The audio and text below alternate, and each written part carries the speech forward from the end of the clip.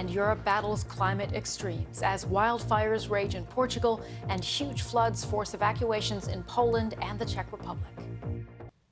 The military government in Myanmar says the death toll in the wake of Typhoon Yagi has now risen to more than 220, with nearly 80 people missing. The storm swept through northern Vietnam, Laos, Thailand and Myanmar in early September and has killed more than 500 people across the region so far. That's according to official figures. The United Nations said the floods are among the worst in Myanmar's recent history. Azadeh Mashiri has more.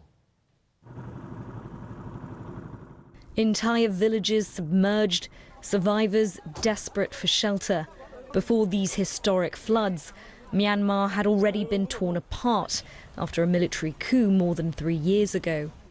Now thousands of hectares of farmland have been destroyed, and the UN is warning more than 500,000 people are in urgent need of food and drinking water. We have lost many things. We lost houses, clothes in the wars, and now floods have swept away the house that we're living in. And we can't save it, so there is nothing left for us. We can't even catch fish in the floods.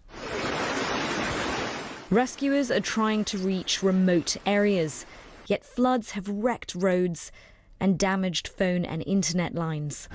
The number of casualties has been difficult to establish. Some say the number of deaths is far higher than official estimates. The military junta has issued a rare call for help. We are already displaced people from war zones, and after the floods, we don't have anything left. We are very sad. I just got married this year and I fled to this camp. But we are not the only ones who face this fate. All families are facing difficulties. The UN says the civil war alone has already displaced more than 3 million people and killed thousands. And yet residents will have to rely on Myanmar's fraught and fragile system to help rebuild their lives. Azadeh Mashiri, BBC News. Wildfires are sweeping across large parts of Portugal. At least 7 people, including 3 firefighters, have been killed. More than 50 wildfires are burning. They can be seen from space. This satellite image shows the extent of the fires and the amount of smoke moving over the Atlantic Ocean. Mass flooding is causing devastation in Central and Eastern Europe, with unusually heavy rainfall triggering floods that left a number of people dead. That rain is now moving into Italy. In a moment, we'll hear from Mark Lowen on the fires in Portugal. But first, Sarah Rainsford reports from Poland on the aftermath of the floods. This is now the only route to safety from another Polish town cut off by the floods. Boats sent to the rescue of those who'd called for help as the water rose in their homes. The very edge of town is now the only dry spot left. How much water? Really, so high? Yeah. Scary. Yeah? Yeah. One of the rescuers described it. He said until around about 4 o'clock in the morning, they were trying to reinforce the riverbank to stop it from flooding, but the water burst through and it has flooded this town extremely badly. So that's why this mass evacuation is underway. It is well organized. There are lots of people involved, but it is a major emergency that they're dealing with here now. The military have been drafted in too, and by nightfall, more than 400 people had been evacuated. Adrian didn't wait, though. He walked waist-high through the water to get out. What's it like inside the town? It's terrible. It's no energy, no gas, no anything. It's nothing funny. We just need to survive, yeah? The rain stopped long ago here, but the floods and the danger are still spreading. Sarah Rainsford, BBC News, Lewin Brzezski. Night terrors are tearing through Portugal. Engulfed by infernos, more than 100 ravaging and overpowering what and who stand in their wake. They sounded the alarm however they could, like a funeral bell for a landscape devoured. I'm scared, he says, because I never thought the fire would come so close to my house. There's a lot of wind, which is enemy number 1. Scorching heat fanned by high winds has set parts of central and northern Portugal ablaze, hundreds of firefighters armed to fight it. But they're outgunned, and the flames have already taken lives. Daylight brought no respite. It looked like a bomb had hit, the landscape charred as flames licked. Fire crews from France, Italy, Spain and Greece are helping, as the Prime Minister warned it could get worse. I would like to say we need to be calm and also realistic.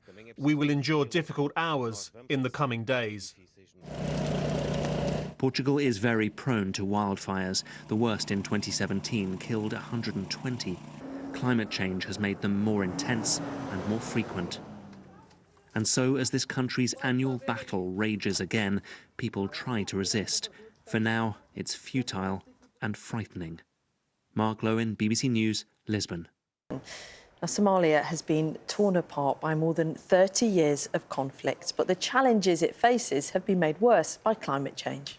It's the easternmost country in continental Africa, recently suffered its worst drought in 40 years, before it was then hit by torrential rains and terrible floods. Our climate editor Justin Rowlett has been visiting Somalia to see the challenges the country faces. I'm in Somalia, one of the most dangerous countries in the world, to report on how climate change is making conflict in places like this even worse. But we've got to stay safe, and that means bringing some serious security. Out in the dry scrub that covers much of the country, the climate challenge is clear.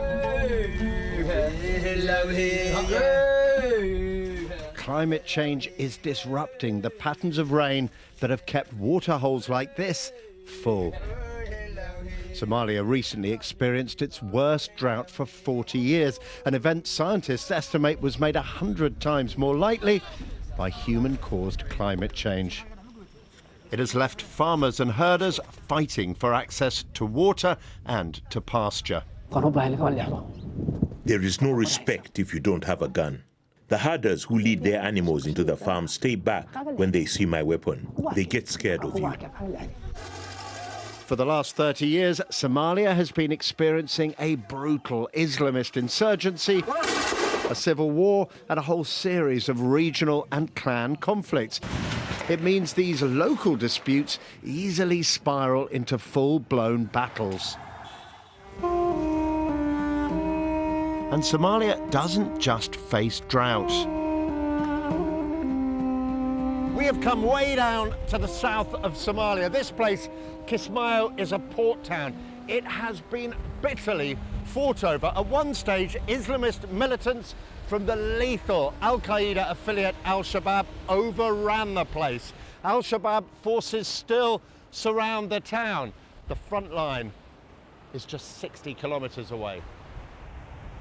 It means the town is like an island, cut off from the rest of the country, but not from the weather. The year after the drought, Somalia was hit with terrible floods caused by rains made twice as intense by human-caused global warming. The floods killed hundreds and displaced 1 million people. The most vulnerable bear the brunt. The UN has developed a special classification for different degrees of hunger. It says 4 million Somalis, 1 in 5 of the population, face either acute or emergency food insecurity. It says 1.5 million children under the age of 5 are acutely malnourished. This humanitarian crisis means there's no shortage of people willing to fight. The impacts of climate change and conflict have driven around 4 million Somalis into vast makeshift refugee camps. There's little international help. Residents here pay rent and for their food and water. It is why Halima's husband and 4 of her 5 sons have taken up the only opportunities open to them as fighters in a local militia. They are rural people with no skills, so the only work they could get was in the army. They were desperate, and when you are without food long enough and your children are looking at you, you will do anything. Now, the people of Somalia cannot be held responsible for climate change. I've just been doing the numbers on my phone, and the entire country has emitted as much carbon dioxide since the 1950s as Americans have in, wait for it, the last 3 days. But Somalia is taking action. This power station is moving over to wind and solar power and training up a new generation of renewable energy engineers. I found entrepreneurs setting up new businesses, including this makeshift cafe in the refugee camp. I don't subscribe to the notion that Somalia is unfixable. I think it's fixable, and it's showing a significant progress on pretty much every front that you can look into. So there is hope.